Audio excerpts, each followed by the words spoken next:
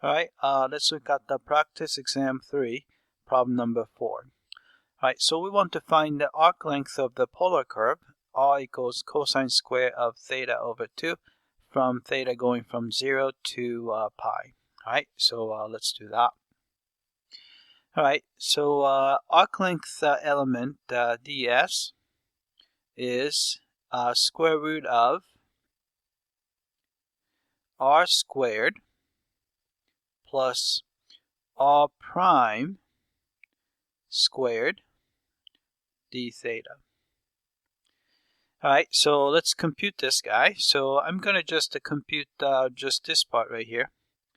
Alright, then we're going to put the d theta later. Alright, so you have square root of r squared plus r prime squared. Alright, so we have square root.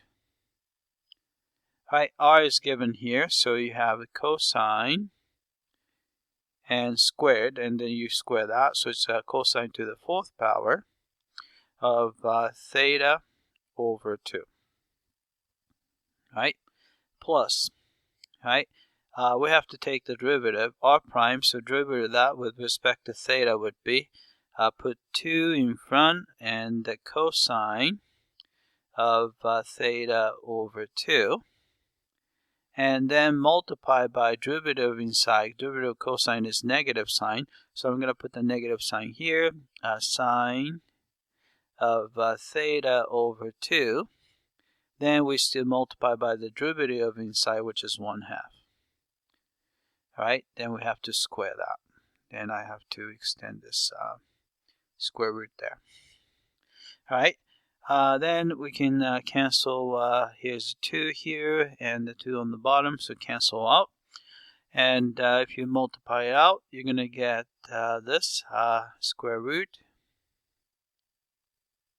Alright, so you have cosine to the 4th theta over 2 plus.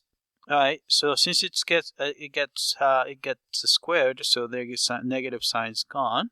So you have a cosine squared of theta over 2 and a sine squared of theta over 2. Alright, then since we have cosine of square here, and the cosine to the 4th, cosine square is in there too, so since this is a cosine squared of theta over 2 times cosine squared of theta over 2. So we can combine this guy and that guy, so I'm going to just factor out the common factor. So we have a square root, so we have cosine squared of theta over 2 times, alright, what's left is another cosine squared here, theta over 2, right?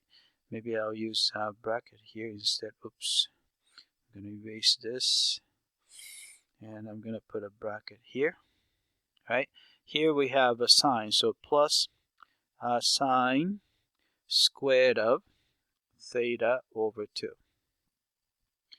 Alright, but luckily we know that this guy right here is equal to 1, and also then there's a square root and the square cancel out, and which technically you should probably put the absolute value sign, right, because it gets squared, so you never get a negative value, so cosine of theta over 2, right? But when you're looking at the theta value is between 0 and pi, and a cosine of theta over 2 is never negative, so it really doesn't matter if you don't put the absolute value sign. So I'm going to just say cosine of theta over 2. Alright, so once we find the arc length element, we can find the arc length. So it's going to be L. Alright, this is going to be theta is going from 0 to pi, so lower limit is 0, and the upper limit is pi. All right, then arc length element is cosine of theta over 2 with respect to theta. All right, then we can just find the antiderivative.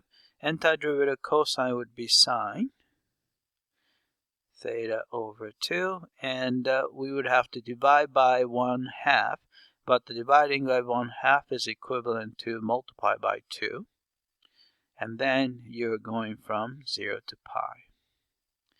All right, then you get, if you plug in pi, sine of pi over 2 is 1, so you get 2, minus, if you plug in 0, sine of 0 is 0.